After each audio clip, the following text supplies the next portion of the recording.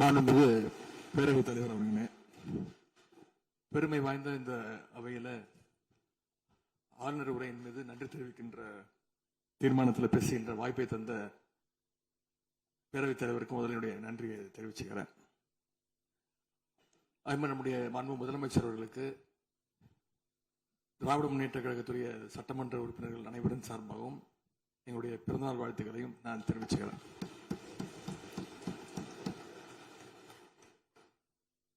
இந்த புதிய ஆட்சி அமைஞ்சு சரியா 40 நாட்கள் கடந்திருக்கு.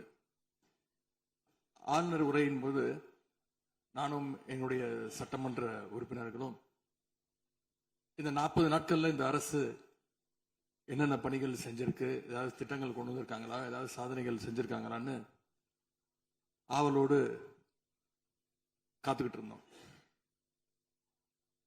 எங்களுக்கு வெறும் ஏமாற்றம் மட்டுமே எஞ்சியது. அப்படி எதுவுமே ஆளுநர் உரையில எங்களுடைய கண்களுக்கு படவில்லை, எங்களுடைய காதுகளுக்கு கேட்கவில்லை.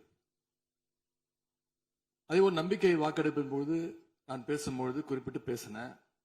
ஆளுநர் வருவாரு, ஆளுநர் உரையின் மீது வந்து பேசும்போது தமிழ்தாய் வாழ்த்துக்கு முதலிடம் கொடுங்க அப்படின்னு சொன்னேன். பேரவையின் அனுமதியுடன் அலுவல் நேரம் நீட்டிக்கப்படுகிறது. அதே போல தமிழ்தாய் வாழ்த்து முதல்ல பாடப்பட்டுச்சு. உடனடியாக தேசிய கீதமும் பாடப்பட்டுச்சு. தமிழ்தாய் வாழ்த்து ஒரு முறையும் தேசிய கீதம் 2 முறையும் பாடப்பட்டுச்சு. மரபு மீறல் நடந்திருக்கு. இதுவரை கடைபிடிக்கப்பட்டு வந்த மரபை மீறி 2 முறை தேசிய கீதம் பாடப்பட்டிருக்கு. இதே கோரிக்கையை இதற்கு முன்பு இருந்த ஆளுநர் எங்களுடைய ஆட்சி காலத்திலையும் வச்சிருந்தார். ஆனா எங்களுடைய தலைவர் அப்பொழுது மிக உறுதியாக இருந்து இந்த அவையுடைய இறையாண்மையை நாங்க பாதுகாத்திருக்கிறோம். பதவியேற்பு தான் ஆளுநர் மாளிகையில் நடந்துச்சு. அங்க அவர் கேட்டுக்கொண்டபடி தேசிய கீதம் வந்தே மாதரம் எல்லாம் பாடினாங்க. ஆனா இப்போ ஆளுநர் உரை மக்களால் தேர்ந்தெடுக்கப்பட்ட பிரதிநிதிகள், சட்டமன்ற உறுப்பினர்கள் நாம பணி செய்கின்ற இந்த சட்டமன்றத்துல தான் வாசிக்கப்பட்டிருக்கு. இது நம்மளோட டெரிட்டரி. இந்த நம்மளுடைய டெரிட்டரிய ஏன் ஆளுநர்கிட்ட கொடுக்கிற அளவுக்கு இங்க என்ன காம்ப்ரமைஸ் நடந்துச்சு அப்படின்னு மக்கள் கேட்க ஆரம்பிச்சிருக்காங்க. உறுப்பினர் ஆளுநர் உரையாற்ற வந்தபோது தமிழ்தாய் முதல்ல பாடப்பட வேண்டும் என்கின்ற இந்த அரசின் உறுதியான கொள்கையில் நாங்கள் நின்றோமா, இந்த அவை நின்றதா என்பதை நீங்கள் முதல்ல பார்க்க வேண்டும். நாட்டுப்பண் 2 முறை பாடியதில் என்ன தவறு என்று எனக்கு தெரியவில்லை. நாட்டுப்பண் 2ஆம் முறை பாடிய தவறு என்று நீங்கள் சொல்ல வருகின்றீர்களா? அப்படி தவறு என்றால் அது எந்த அடிப்படையில் தவறு என்று சொல்ல வருகிறீர்கள்? நமக்கு வேண்டியது நம்முடைய தாய்மொழிக்கு முக்கியத்துவம் தர வேண்டும், உறுதியாக நிற்க வேண்டும். இந்த அரசு எந்த சர்ச்சையும் ஏற்படுத்தாமல் நிதானமாக உறுதியாக தாய் தமிழ்தான் எங்களுக்கு அடிப்படை என்பதை வைத்து தமிழ்தாய் வாழ்த்தை பாட வைத்தார்களா இல்லையா? அந்த தமிழ்தாய் வாழ்த்தை பாட முடியாமல் வேறு விதமாக இந்த அவை திசை திருப்பப்பட்டு பல்வேறு பிரச்சனைகளுக்கெல்லாம் ஆளான காரணங்களெல்லாம் 22ஆம் ஆண்டு பார்த்தோம், 23 பார்த்தோம், 24 பார்த்தோம், 25 பார்த்தோம், 26 பார்த்தோம். இந்த ஆண்டு தமிழ்தாய் வாழ்த்தை முதலில் பாட வைத்து தேசிய கீதத்தை 2 முறை பாடியதில் எந்த தவறும் இருப்பதாக நாங்கள் கருதவில்லை. அப்படி பாடியது தவறு நீங்களும் கருதிடக்கூடாது என்று நான் சொல்ல விரும்புகின்றேன். பேரவைத் தலைவர் அவர்களே, நாங்கள் கேட்டுக்கொண்டதுபடி தமிழ்தாய் வாழ்த்து முதல்ல ஒரு வாட்டி பாடிட்டீங்க. பொதுவாக இந்த அவையில் இருக்கக்கூடிய மரபு கடந்த காலங்களில், கடந்த ஆட்சி காலங்களில் தமிழ்தாய் வாழ்த்து ஒரு முறையும் நிகழ்ச்சி முடிஞ்சோடனே தேசிய கீதம் ஒரு முறையும் தான் பாடப்பட்டு நிகழ்ச்சிகள் முடியும். ஆனால் இந்த முறை நாங்கள் கேட்பது ஏன் 2 முறை தேசிய கீதம் பாடப்பட்டது அப்படிங்கிறது மட்டும்தான் எங்களுடைய கேள்வி. அப்படின்னா தமிழ்தாய் வாழ்த்தையும் 2 முறை நீங்கள் பாட சொல்லி உங்களுடைய ஆளுநர்கிட்ட நீங்க ஒரு கோரிக்கை வச்சிருந்திருக்கலாம். அது இங்க பேசும்போது உறுப்பினர்கள்லாம் ஆளுநர் அவ்வளவு மகிழ்ச்சியாக இருக்கிறாங்கன்னு சொல்லி ஆளுநரை விட நீங்கெல்லாம் ரொம்ப மகிழ்ச்சியா இருக்கிறீங்க. தமிழ்தாய் வாழ்த்தை வந்து ஆளுநர் முன்னாடி நாங்க பாடி காட்டிட்டோம் அப்படின்னு பெருமை பொங்கி இங்க எல்லாம் பேசிட்டு இருக்கிறீங்க. நீங்க சொல்றதை பார்த்தா தமிழ்தாய் வாழ்த்தை விட ஆளுநர் தான் உங்களுக்கு முக்கியம் அப்படிங்கிற எண்ணம் எங்களுக்கு ஏற்படுது, மக்களுக்கும் ஏற்பட்டுக்கிட்டு இருக்கு. நாட்டுக்கு தாடியும் பொதுப்பணித்துறை அமைச்சர். மாண்புமிகு பேரவைத் தலைவர்களே, தமிழ்தாய் வாழ்த்து எங்களுடைய முதல்வருக்கு உயிருக்கு எந்த அளவிற்கு முக்கியமோ அதே அந்த அளவுக்கு நாங்கள் முக்கியத்துவம் தருவோம். மாண்புமிகு எதிர்க்கட்சி தலைவர் அவர்கள் எதிர்க்கட்சி இல்ல அவங்களுக்கு நாங்களும் பேச விட மாட்டோம். இல்ல மாண்புமிகு நீங்க ஒத்துழைப்பு கொடுக்கலன்னா நாங்களும் பேச விட மாட்டோம். மாண்புமிகு அமைச்சர், நாங்கள் தமிழக அரசுடைய ஸ்டாண்ட வந்து நாங்க பேசுறோம். எங்களுக்கும் குரல் கொடுக்க தெரியும். இந்த அவை மாண்பை நாங்களும் பாதுகாக்கிறோம். மாண்புமிகு எதிர்க்கட்சி சொல்லக்கூடிய நோக்கம் தமிழக மக்களுக்கு தவறுதலா சொல்லக்கூடாதுங்கிற பதிவை நாங்கள் செய்கிறோம். எங்களுடைய முதலமைச்சருடைய எண்ணம் என்ன, தமிழக மக்களுடைய எண்ணமோ அதுதான் எங்களுடைய முதலமைச்சருடைய எண்ணம். கடந்த 3-4 வருடங்களாக தமிழ்தாய் வாழ்த்து இங்க பாடப்படல. ஆளுநரை எதிர்த்தீர்கள், வெளிநடப்பு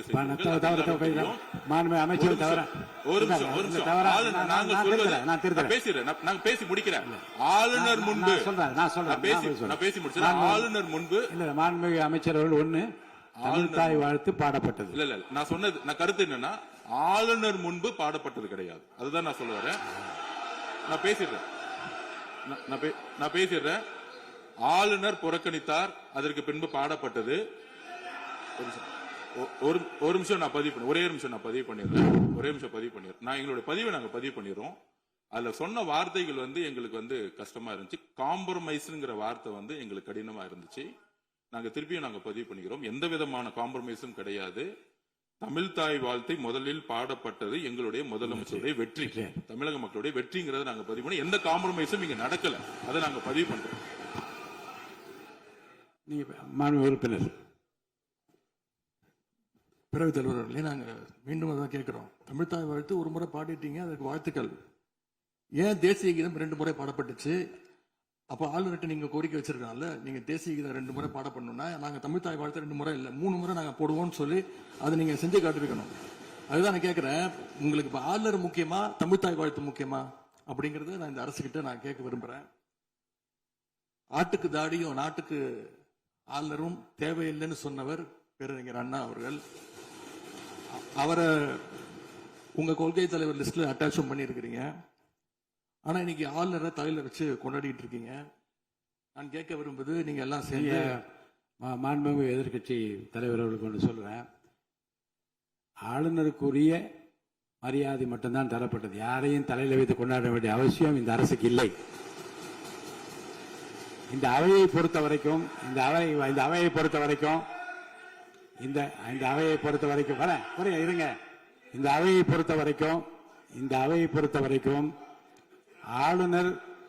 ஆளுநர் இங்கே வருகை தருகிற போது உரிய முறையில் மரியாதையும், இந்த அவையினுடைய விருப்பத்திற்கு ஏற்ப, அவைத் தலைவரின் விருப்பத்திற்கு ஏற்பதான் நிகழ்வு நடைபெறும் என்பதையும் உறுதியாக நின்று தமிழ்தாய் வாழ்த்தை முதலில் பாட வைத்து, தமிழ்தாய் வாழ்த்துக்கு பிறகு தேசிய கீதம் ஒரு முறை அல்ல 2 முறை பாடப்பட்டது. அதில் எந்த விதமான தவறும் கிடையாது. அதில் வந்து உள்நோக்கம் கற்பிப்பது தவறு என்று நான் கூறுகின்றேன்.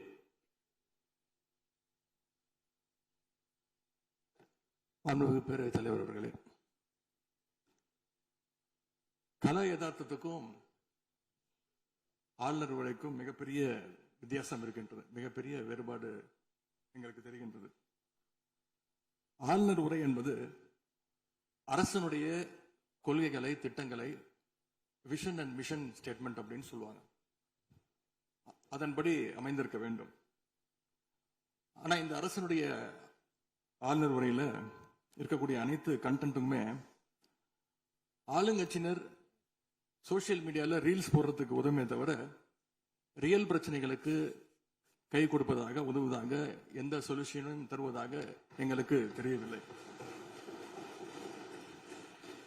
வழக்கமாக எதிர்க்கட்சி தலைவர்கள், எதிர்க்கட்சிகள் ஆளுங்கட்சிகளுடைய நிறை குறைகளை பேசுறது வழக்கம். அதுதான் எதிர்க்கட்சியுடைய பொறுப்பு, அதுதான் கடமை.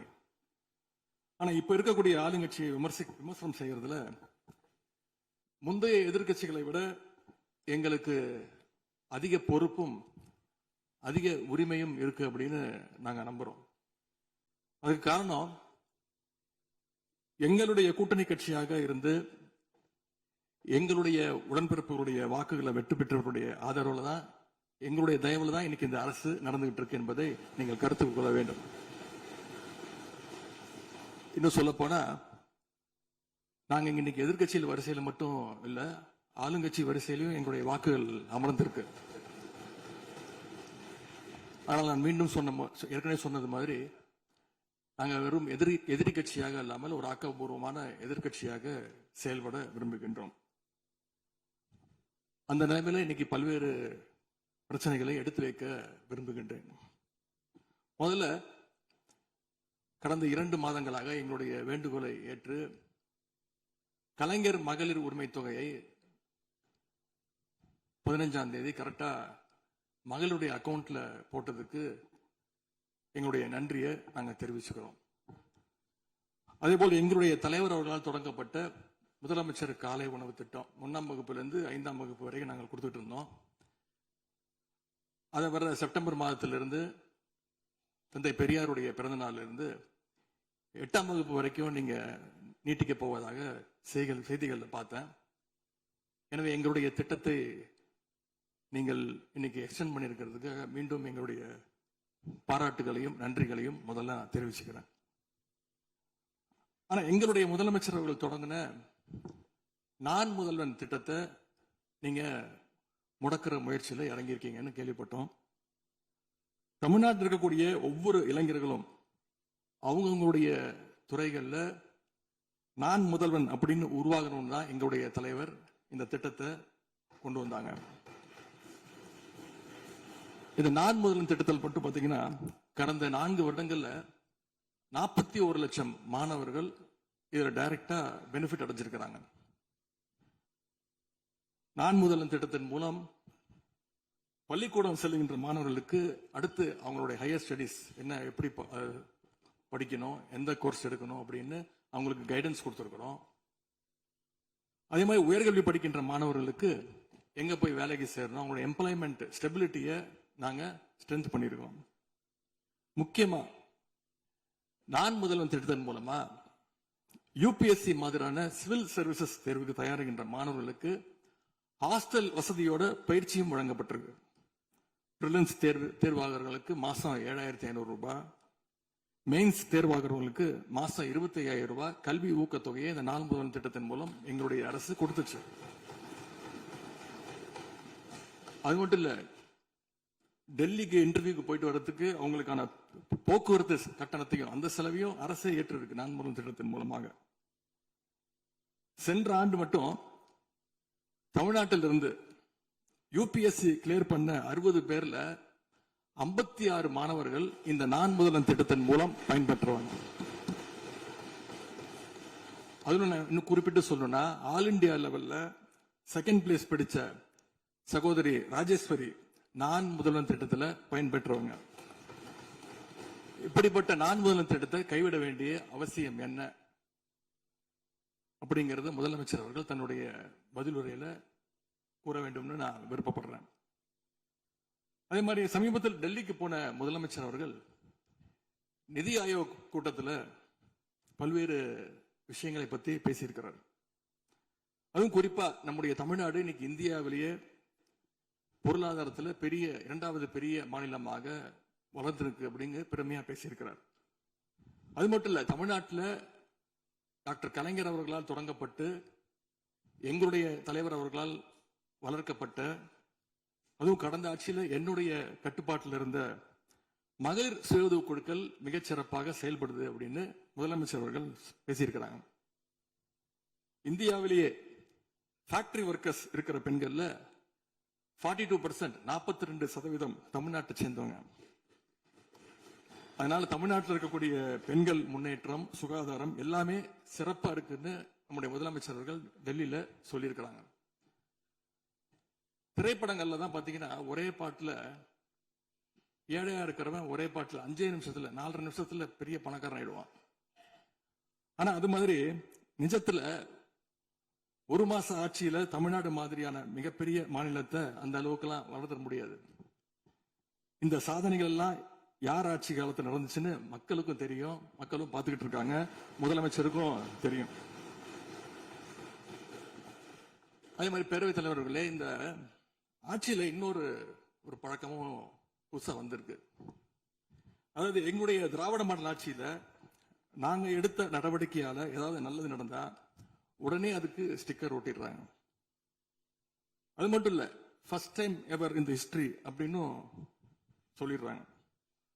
அப்படி சொன்ன சில ஃபேக் நியூஸ், தவறான தகவல்களை நான் குறிப்பிட விரும்புறேன். பஸ்ல மூத்த குடிமக்கள் கட்டணமில்லா பயணம் மேற்கொள்ள, மூத்த குடிமக்கள் பள்ளி மாணவர்கள் அவங்க எல்லாம் கட்டணம் இல்லாம பயணம் மேற்கொள்ள இந்த ஆட்சியில தான் முதல்ல அந்த திட்டம் கொண்டு வரப்பட்டது அப்படின்னு ஃபேக் நியூஸ் பரப்பிட்டாங்க.